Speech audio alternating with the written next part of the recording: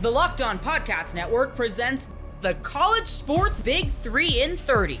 The three biggest stories in college sports.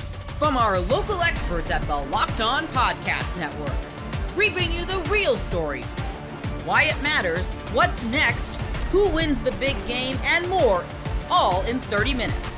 The College Sports Big 3 in 30 starts now with the biggest story in college sports. College football just started, and there is one team in all of the land that is 1-0, and it is your Iowa State Cyclones. You are Locked On Cyclones, your daily podcast on the Iowa State Cyclones. This game was electric. So much fun. Started off extremely slow, I will say that. But I do think that for this being the international showcase of the Big 12, of Iowa State, of Kansas State, like, this was a success. This was so much fun. And is it partially because I've been missing football for so long now? Maybe. I'm not going to lie to you, okay? I have seriously missed everything about college football. Oh, this is a big third down here. Ooh, I would have ran it. I think I would have ran it there. What do you do in this situation? Do you go for it on fourth down or do you kick it? Like that, those were real questions that came up in this game. My personal thoughts, those were just off the top of my head. Why were they off the top of my head? Because I was just thinking them not that long ago, watching Iowa State come away with the victory. Now, to answer the first question on here, initial strengths and weaknesses, okay? Just to go off the rough draft that I have here. The first thing, the strengths, running the ball, Carson Hansen could be the answer for Iowa State this season. That was electric. What really happened in that fourth quarter, there was some interesting strategy with him not really playing at all, or I don't even know if he did in the second or third, and then kind of coming back and being really, really fresh in the fourth. That was awesome. I do think that Rocco, it's there. It's there. We just need to. There was also some that it wasn't there, and maybe that was the throw I'm thinking of specifically, like, was directly to a Kansas State player. So maybe there's an accuracy, but I would be more inclined to think that that was a receiver miscommunication. That's just my opinion. I'm not entirely sure. But Rocco's got it. Two absolute dimes, and back to back on the second touchdown, right before Brett. I believe it was Bramer that came away with that one-handed catch. Oh, if you would have caught that, I would have lost. I did lose my mind, actually, and it didn't even really matter. And then the next play was a shot to the left sideline. So not only the right, but the left, and Brett Eskilson comes down with that one. Another strength, Brett Eskilson.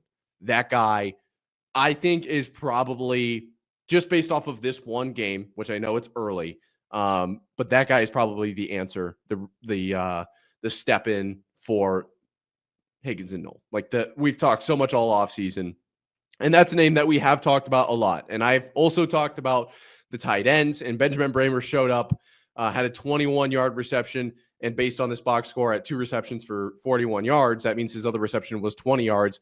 Benjamin Bramer showed up big time. Gabe Burkle having the third best reception day at 3 for 31. Like, yeah, the tight ends did show up. But Brett Eskilson was absolutely electric today. And I think that he could be the answer at wide receiver. Positives out the wazoo. This team, like, we just beat Kansas State, and I know I'm bouncing around a little bit here, but I'm excited. You know, this team shows a lot of promise, and this Kansas State team is no joke. Like, I do think that Kansas State is a very good squad this year, and you beat them, especially in an environment where there's just a lot going on. I feel very good about that win, and we'll get more into this win specifically in just a little bit. Some of the positives on defense, I thought that the linebackers absolutely flew around. The defensive line, we will talk about in a second. The secondary, pretty good overall. Not too bad overall, I will say. Now, weaknesses. I will say there probably were more weaknesses on the defensive side of the ball, but it's not that bad. Kansas State scored 21, and 2 of them were like 50-plus yard touchdowns. So there is that, and if you take away essentially 100 yards from Avery Johnson, his stat line is like roughly 160 and 0 touchdowns. Now, no interceptions either. So we got to keep that kind of in mind here. A lot of it came on 2 plays, but for the most part, like solid showing from the secondary. Just maybe got to clean it up a little bit there. Linebacker, I thought was actually pretty good. Flew around quite a bit there. Defensive line, I just wish we would have gotten a little more pressure. And I know part of that comes down to game plan. Only sent 3 a lot of this game. And when we did send more, 4 or 5, it didn't really seem like it made a whole lot of sense. Not trying to be negative here, but that was just my initial impression. I do wonder what's going to happen. And now it's obviously different with Kansas State. Like they're a different animal with Avery Johnson and everything, but it's not like this was the hardest team we're going to face all year. So we kind of had to figure that out. Offensively, the weaknesses that I saw, play calling stood out to me. Overall, relatively good game, like really a pretty solid game plan. And I thought we played into what we did well, pretty well, honestly, for the most part. But there were some moments. For one, why are we pitching it to Abu Sama on the goal line? What was the thought process there? I would really like to know, because it was pouring rain. I just like, that is all I'm baffled. I don't even know what else to say. Back when I was in YSF Pop Warner, we did not run pitch very often. We ran stretch almost all the time. And I bring that up because I don't know what gap Sama was going into. Was it B, C? Was he stretching it outside? If he's stretching it completely out to like to the boundary, I can see the argument like, well, we want to pitch it out there, get it out there as fast as we can. When we were in YSF Pop Warner, we barely ever pitched it because you don't know where the ball's going to go from a 5th or a 6th grade quarterback in small town Iowa. Like, it's not like we're like the top program in Texas here. We were some kids that like playing football, and half of those pitches went in the dirt over his head or behind him. So like, we didn't really pitch it very much. We taught the quarterback, you take the snap and you sprint to that handoff point. You just put your head down and you run with that ball and then stick it in his chest. That's how it works. It was a little intense. I remember it like it was yesterday. I don't know why we were pitching that ball. And that's like, it's one play call, probably just an oversight, probably an assumption of, well, the rain's not going to be that big of a deal. This is the best play call in this situation. I get it, but we got to hit that. Like, how do we not come away with points there? I don't know. Obviously I do know because I watched it, but that's got to be it's got to be cleaned up. That has to be. The other one was the drive in the 4th where we came away with the field goal. I really felt like we could have come away with a touchdown there pretty easily. It's just that late in the drive, we somehow got away from running the ball. We were averaging, I don't know what the number was, but I would say probably at least 4 yards a carry flying down the field. We were cooking. I mean, we were moving that ball, and then all of a sudden get into Kansas State territory, and we're like, yeah, actually, let's try throwing it. Let's just sling the rock around a little bit. Didn't work out. We ended up with a field goal. We got those points mattered. Like, they were the reason that Iowa State won this game, the only field goal in this game. And it was a big one, but I just think, I think we could have probably gotten a touchdown there as well. So realistically, if you convert that to a touchdown and then you convert the one that never was at the very end from Hansen, right? So then that pushes it to, let's say 20, what would that be? 28 plus another. So 35. Is that what that is? 1, 2, 3, 4, 5. Right. Yeah. 5 touchdowns, 35 points. And I think you could maybe argue that Kansas State got a little bit lucky. Let's take away 7 of their points. Iowa State kind of won this game 35-14. Like, they did. So I'm pointing out these weaknesses, but don't get caught up in it. Iowa State played a phenomenal game. Like, they really, really did. And we're going to talk a little bit about some specific player performances here in just a second. But this, I mean, don't feel bad about this at all. We didn't squeak by Kansas State. We were in control a lot of this game. I think that says a lot about Iowa State football. And I think that the future is very, very bright. Most people can't name all their financial accounts or even what they're worth, whether it's a 401k or properties or investments. And when you don't have the full picture, you can end up leaving money on the table. That's why there is Monarch Money. It's an all-in-one personal finance tool that brings your entire financial life together in one clean, easy-to-use interface on your laptop or your phone. Monarch does the heavy lifting for you. You can link all your accounts in minutes, see clear data visuals, get smart categorization of your spending, and finally feel in control of your money without ever touching a spreadsheet. I linked all my accounts to Monarch and immediately spotted a few subscriptions I wasn't even using.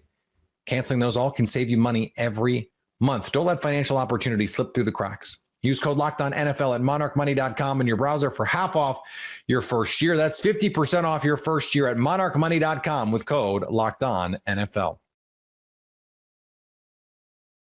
Sometimes no news isn't always the best news. You are Locked On Kansas State, your daily podcast on the Kansas State Wildcats. Getting into the press conferences after the 24-21 loss in the Dublin, Ireland shootout, if you will. It was a great game. Okay. If you did miss my reaction, my instant reaction show on the pod yesterday, you can check that out. I was going to get into a little bit more, but of course my instant reaction right off the bat was a dandy, if I might add. But one thing that of course we knew is that Dylan Edwards didn't play the game. He got one snap in, muffed the punt, and hurt his ankle. Now, for the record, I have watched that replay. I do not know where he hurt his ankle, and I want to learn more about it, but we haven't heard anything about it. And that's where I'm saying the no news could maybe possibly be bad news. Chris Kleiman in his press conference said all that he was told was a few plays in that he will no longer be available in the game. And then he, of course, let the ESPN crew know at halftime on national television that he will not be returning to the game. That was the farthest we got during the game.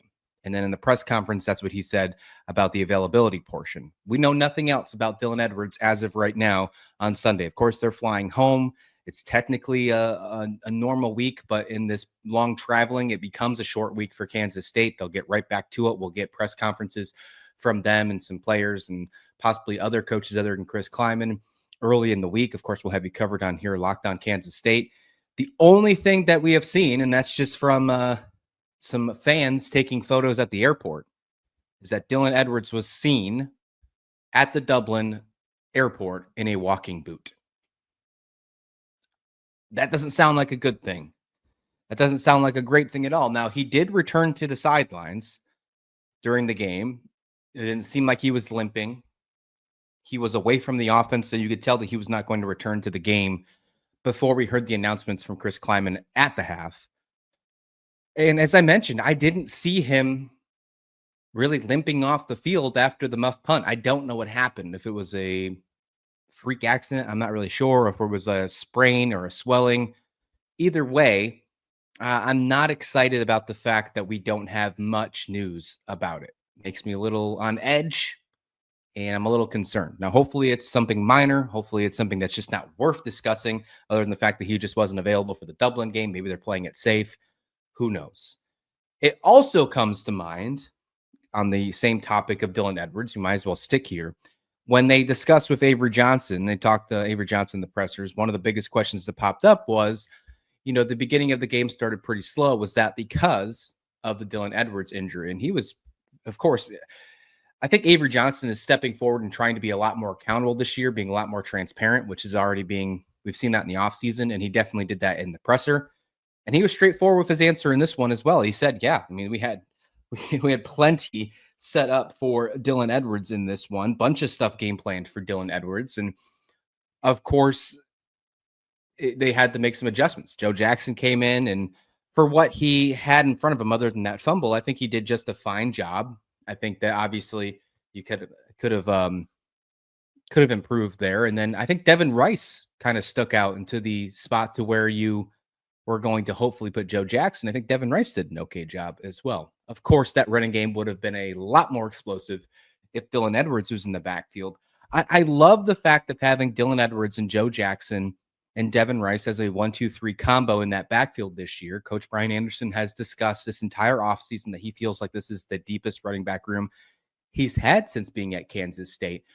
But look, when you don't have your star running back in week 0, the first drive of the game, for the entirety of the first game, you're going to see some hiccups. Joe Jackson, I think he's got a ton of upside. I don't think people talk about him enough. I've said that all offseason as well. but he's not yet at that point to where we can say, yeah, he's ready to fill those shoes of DJ Giddens' size, because Dylan Edwards obviously isn't going to do that. He's going to be able to take those type of carries to get up the field and average you 6-7 yards a pop confidently. Now, we did see that a couple times even in this game, especially the one where he fumbled. He had a great run until he dropped the football. He's just not there yet. I don't think he's far behind, but throwing him to the fire, which sometimes has to work. Sometimes you have no choice, and sometimes it works out great. Austin Romaine, perfect example earlier in his career, but it just didn't work out to the best of the ability in Dublin's game. Now, you can also point at the offensive line. I don't think the offensive line was perfect by any stretch of the imagination. I think there's a lot of work to do on the offensive line. Both offensive lines, I think, were pretty dreadful in this one. I think it's a miracle that Avery Johnson threw almost 300 yards in this one because the offensive line wasn't the best. Let's just put it there. I'm not going to dig too much into it without doing a full replay. I plan on rewatching the game tonight. I do plan on looking at PFF scores tonight, all that good stuff, and I will have you covered. We're going to do a complete breakdown, a little deeper than usual, probably in the regular season before we switch to North Dakota, just because North Dakota hasn't played a game yet.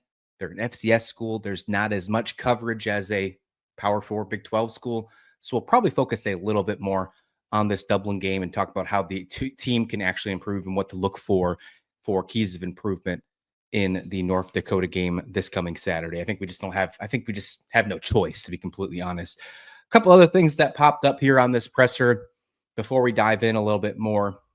Chris Kleiman, he said he thought Avery got that first down. I mean, I think that's fair to say that fourth down at the 30, not 4th and 30, fourth down at the 30-yard line. He's right with me. He thinks that Avery Johnson did get that first down, but of course he also believes that the replay wasn't going to matter because of the lines being terrible, the Iowa State spot. It was going to be hard to be able to tell the difference between if it was going to be reversed or not. And I agree with him. And although you think that Avery Johnson got the spot, and if that's something that you want to look back at, put it on your socials. If you want to talk to your friends at the bar about saying this game was completely different because the ref screwed Kansas State because Avery Johnson should have got that first down and the game should have changed, I'm going to tell you to hold your horses a little bit. You can't put the referees in a position whatsoever to dictate that game. You can't make it to the point where they have to think about reviewing it. On a play so important to the game where you're deciding to make an aggressive decision, which might I add, I'm still super happy they're aggressive. So happy that they're being aggressive with this type of offense that they have this year. You can't put the referees in a decision to dictate the game. We saw it last year in Farmageddon. The first play of the game, that pitch out to Dylan Edwards, that was a fumble. Apparently, according to the review, if you go back and watch the national broadcast, the rules analyst that pops up on the TV says this one should have been reversed. I can't believe we got this wrong. And of course, that changed the entire landscape of things. Iowa State scored on that touchdown right off the bat. So there's a lot of things that has happened where Kansas State has shot themselves in the foot over the last couple of Farmageddons. And of course, the one that really hurts the most and stings the most right now, the game on Saturday in Dublin, Ireland, a game that should have been a game in Manhattan, a home game that some of the players felt like it didn't feel like it was at home at all. August 26th is officially FanDuel Futures Day, a brand new holiday for football fans who live for bold predictions and preseason hunches. For just 24 hours, FanDuel is giving you deals on NFL season predictions. So whether you're calling your MVP, eyeing a long shot division winner, or ready to crown your Super Bowl champ before week 1 even kicks off, this is your moment. Perhaps you believe the Green Bay Packers are going to win the Super Bowl, or maybe you have some division winner dark horses you'd like to parlay. Visit the FanDuel app today and start planning your futures bets now, because Futures Day is one day and one day only. FanDuel, play your game. Well, Florida State's Mike Norvell earned the trust of the Florida State fans this year with a good performance. You are Locked On Seminoles, your daily podcast on the Florida State Seminoles.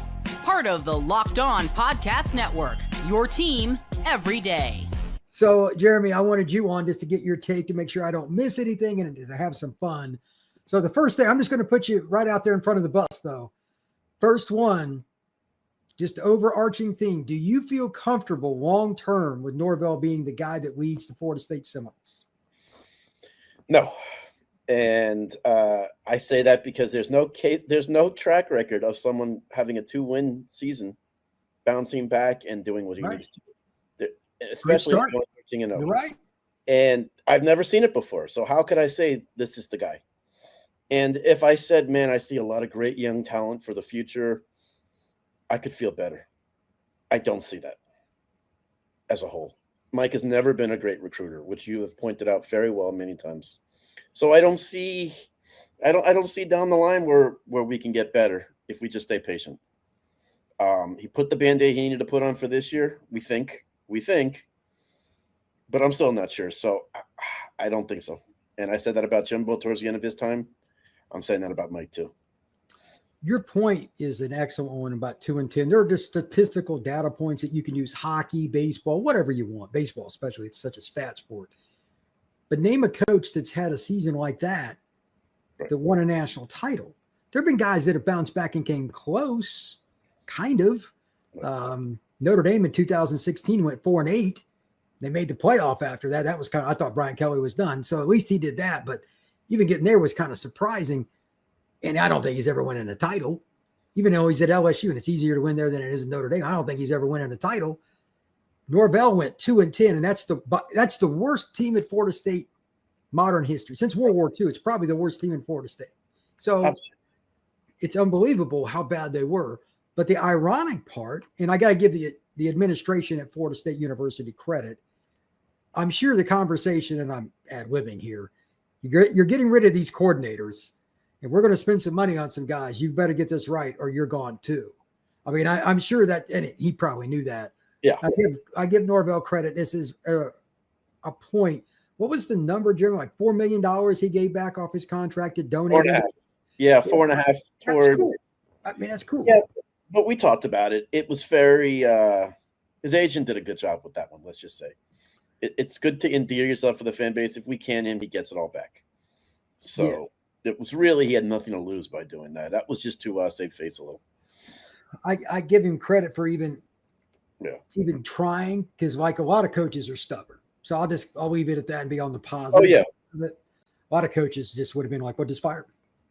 Go ahead. Yeah, he has that fire to turn it around. I give him credit for that. And wants to be here. I mean, I went to a booster event this year. He made that very clear, how much he loves this place. Now, he probably knows deep down, if I get fired from Florida State, good luck getting to a major Power 5 school anytime soon. Yeah, he may have to take 5 to 8 years to get back. He may have to go coach at Tulane or something like that for a while. Because he had the stigma of, how is this group of 5 coach going to make it at this big level? So he would still have that stigma if he doesn't make it at Florida State. With an AD that loves him and does not want to fire him. Yeah. Even though he didn't hire him, Mike Alford does not want to fire Mike Norvell. They don't want to go into the Big Ten, hopefully, with a new coach in the first year. Well, if you think about it, and I'm not trying to completely change the subject, let's take FSU out of the mix. I'm just going to go ahead and throw this out there. I get people all the time when I do live shows on Locked On Seminole say, this is Mike's last year. And I quickly retaliate with, Mike has a $50 million contract. No, it's not. No. I don't think he's getting fired after 26, personally, unless he really bombs, because it's still going to be like $35, $40 million. They just put $200 and some million in renovations in, and they're trying to save to get out of it. Like, the timing just could not be worse. It's just unfortunate. And I'm not mad at Florida State for extending him. He went 13-0. So I get it, but it's working against Florida State. Anyway, if you were like, let's say Billy Bombs with a pretty talented roster at UF this year, for whatever reason, who are you hiring? If you're LSU and Kelly Bombs, they go 7-5. Who are you hiring? That's another factor. Is the pool is not 10, 15 years ago. Yeah, the pool was thin. Yeah, I want Lane Kiffin, but if people hated that Mike hits the portal, you're really not going to like Lane Kiffin. Kiffin, I think, would do better with high school. And I'm not picking on Ole Miss. It's a million times easier to recruit to Florida State because the state of Mississippi, while talented per capita, is just not populated enough. And you can recruit South Florida like crazy if you're FSU, just like Bobby did, just like Jimbo did, to put the cherry on top. True. Remember the running back we were talking about before the show, a certain running back from Miami Central? I do. Adding elite players, just a couple of kids from South Florida on top of all the Central and like North Florida kids they get. Man, it's not that hard to recruit Florida State. So, and then of course the Georgia guys too. And here's a question also. Yeah, I don't think Mike is going to make it. Well, at least where he may still be there, even though he doesn't deserve to be there. But right now, do we trust the administration? A year ago, I said, man, I can't remember the last time we've been this strong as a university. Now I'm beginning to wonder. If we don't trust them, then it trickles down because Mike's below them. So that's what I wonder is if we don't trust Alfred, and he's more focused on his stadium and his big projects than Mike. But if I'm Alfred, I'm keeping a close eye on Tony White. I think we got lucky to get him. I was going to bring that up later, but since you hit it, I'm just going to go ahead and throw it there. One of two things is going to happen here. He's a good coach. That's not really debatable if you've researched it the way I have, and I'm annoying, nerdy football guy. I get that. It's not easy to turn around a defense, even a little bit at Syracuse. That is a terrible job. Because getting kids to Northern New York, oh my God. I mean, it's an outpost. Right. It's an outpost. And then he goes to Nebraska. They had a decent roster, but they had the number 9 rushing defense the first year he was there. Installing a new defense with the lack of athletes they have in terms of depth. I mean, and in the Big Ten West, they all run the ball. And they still finished number 9. So I know the guy can coach. So if Florida State, I mean, if they suck and don't win games, but Tony's a pretty good coach, and I think he's a decent recruiter based on this year so far. I don't have enough evidence to back it up. I've heard he is too, yeah. But he seems like a likable guy. He's no nonsense. And I'm just going to say the following statement, and FSU fans can get mad if they want. Florida State still has guys on the roster that need to be jettisoned.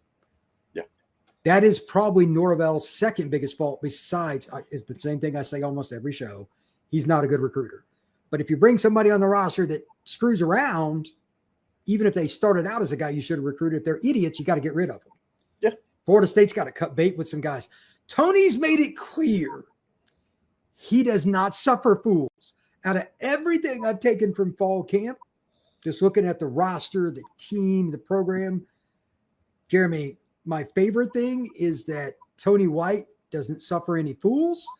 And they're slowly, it'll take a while because this moves like government, but slowly Florida State is getting to a point where they're fun to watch again because they're going to have some discipline. I knew it, like when you and I watched them in the 90s and all that, they flew around and they had some idiots that would make mistakes here and there because they get aggressive. But overall, they played team defense, and that's why they won. I mean, they had more talent, I get it, but they still played team defense. You can't do one or the other. It's got to be pull you from the game. What's that? Mickey Andrews was not afraid to pull you from a game. Yeah, he wanted you to play a certain way, to respect the helmet, respect the spear, respect Florida State, and the kids respected him, and it worked. So that's really, really important. I want to go ahead. Oh no, and typically when you see a hire made, they usually go the opposite of the previous coach. Tony's so different from Mike. Yeah, that's a good point. That's a good point. He's very different. You watch his press conferences where Mike wants to be the positive motivator. I'm not saying the buddy like Willie was, but Mike doesn't like to hurt feelings. Man, let me keep you because you're a nice kid and you try hard for me. Tony's different. When he said those days they need to get their you know what in line, we haven't had that in a long time as a coach. So he fits that mold. Yeah. And he'll learn the culture this year there.